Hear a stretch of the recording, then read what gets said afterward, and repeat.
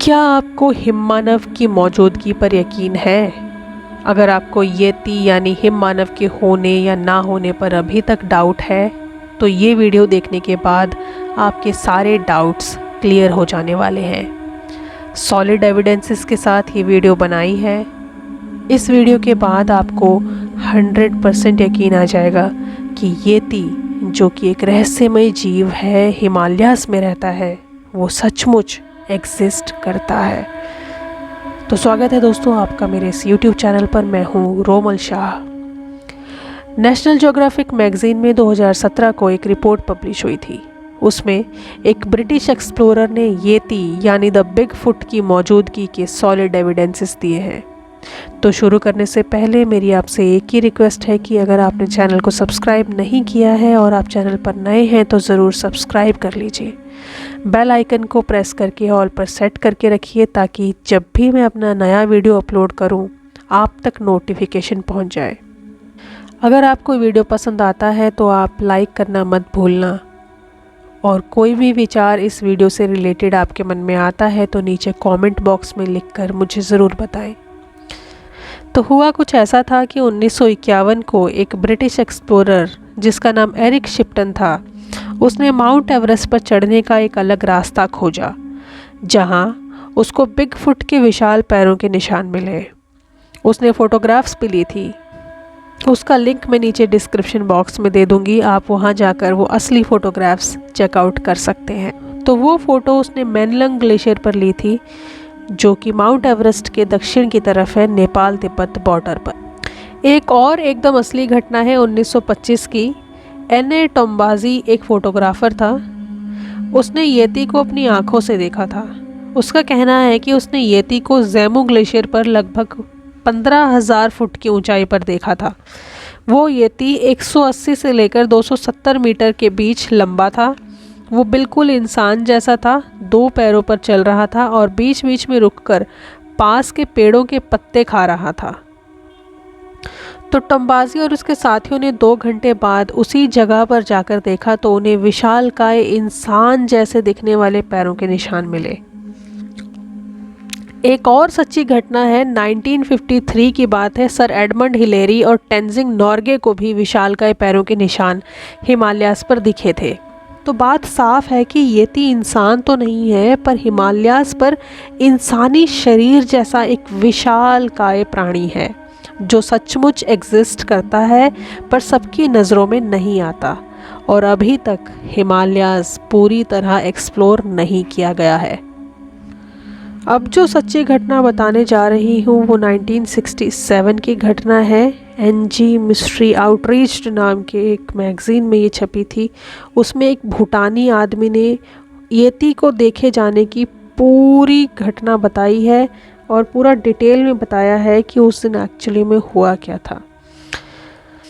पर दुखद बात यह है कि वो इंटरव्यू कंट्रोवर्सी के कारण सच और कल्पना के बीच में ना जानबूझ के झुला दिया गया। पर मुझे ऐसा लगता है कि वो कहानी उसने झूठी नहीं सुनाई, तो उसी के पॉइंट ऑफ व्यू से मैं वो घटना आपको सुनाती। तो मेरा नाम टेंडिन डोरजी है। मेरा गांव हिमालयास में पड़ता है, भूटान में।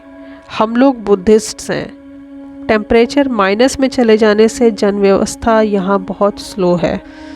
मेरा परिवार मवेशियों पर ही टिका है। भेड़ों के काम से लेकर जंगल से लकड़ियाँ काटने तक सारे काम शाम ढलने से पहले पहले निपटाने यहाँ पर ज़रूरी होते हैं। एक दिन भारी बर्फ़ गिरने से जंगल में लकड़ी काटने जाना दूभर हो गया था। पूरे गांव को बर्फ़ की चादर ने ढक दिया था, पर फिर भी मैं और मेरे 3 साथी जंगल में लकड़ी काटने गए। मौसम ख़राब होने की वजह से उस दिन सारे मवेशियों को हमने अपने घर के बाड़ों में ही छोड़ दिया था। हम पहाड़ी लोग हैं, जल्दी ही पहाड़ों पर चढ़ जाते हैं। दिन के समय पहाड़ों पर उस दिन एक अजीब सा सन्नाटा था, क्योंकि किसी के भी मवेशी आज वहाँ पर नहीं थे। हम काफ़ी ऊंचाई पर घने देवदार के पेड़ों की सूखी लकड़ियाँ चुन रहे थे। हमारे पैर बर्फ़ में धंस भी रहे थे। तो ये सब हम कर ही रहे थे कि हमने अचानक किसी के भारी कदमों की आवाज़ सुनी। मैं और मेरे तीनों साथी एकदम शांत होकर वो आवाज़ सुनने लगे। वो कोई भालू हो सकता था, पर जितने भारी कदमों की आवाज़ हमने सुनी थी, ऐसा लगता था कि वो भालू से करीब 20 गुना बड़ा जानवर था। इसीलिए हम दहशत में थे। हमारे पास हमारी धारदार कुल्हाड़ियाँ तैयार थीं और हमें उन्हें बखूबी इस्तेमाल करना आता था। हम चौकन्ने होकर हमले के लिए तैयार खड़े थे। तभी हम सबकी नज़र एक अति विशालकाय यति पर पड़ी। वो एक विशाल सफ़ेद हिममानव था। वो लगभग 200 मीटर ऊंचा था और बेहद मजबूत कदकाठी का था। उसके हाथ उसकी कमर के नीचे झूल रहे थे। उसका पूरा शरीर घने सफ़ेद बालों से ढका हुआ था। वो हमारी तरफ पीठ दिखाकर खड़ा था। हमने उसका चेहरा नहीं देखा। वो हिममानव हमसे करीब 250 मीटर की दूरी पर कुछ ऊंचाई पर खड़ा था और देखते देखते उसने अपना विशाल हाथ हवा में उठाकर पेड़ की ऊंची ऊंची 4-5 टहनियाँ एक साथ तोड़कर गिरा दी और बिना हमारी तरफ मुड़े आगे और ऊंचाई की तरफ चला गया। वो पहाड़ पर चढ़ता आगे बढ़ गया, लेकिन ऐसा लग रहा था जैसे कि वो हमारे दिल के ऊपर पैर रखकर चढ़ के जा रहा हो। उसके कदमों की आवाज़ दिल की धड़कन बढ़ा रही थी। हम चारों एक दूसरे को बस दहशत में देखते रह गए। हमें हिलते हुए भी क्या, सांस लेते हुए भी डर लग रहा था। इसके बाद और लकड़ियां काटने की हम में हिम्मत नहीं बची। हम सीधे उल्टे पांव अपने घर को वापस आ गए। हिम मानव को हमने अपनी आंखों से देखा था। शुक्र है कि वो हमारी तरफ नहीं मुड़ा। हमें पता है कि हिम मानव हिमालयाज़ का रक्षक है, पर वो काफ़ी ज़्यादा गहरे हिमालयाज़ में रहता है, बाकी आबादी से बहुत दूर छुपकर। उस दिन वो यहाँ तक क्यों आया था पता नहीं। अगर वो हमें देख लेता तो क्या हम बचते, या वो हिममानव हमें खा जाता।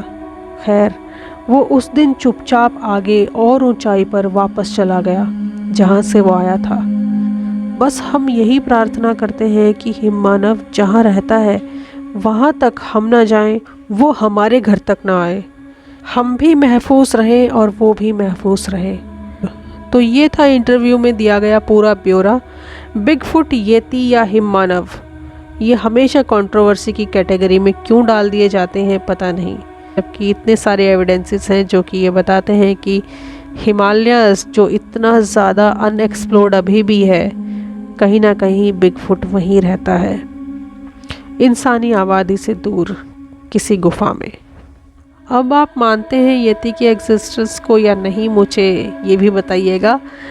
तो वीडियो यहीं पर एंड करती हूँ। नेक्स्ट वीडियो तक विदा ले रही हूँ। जय माता दी।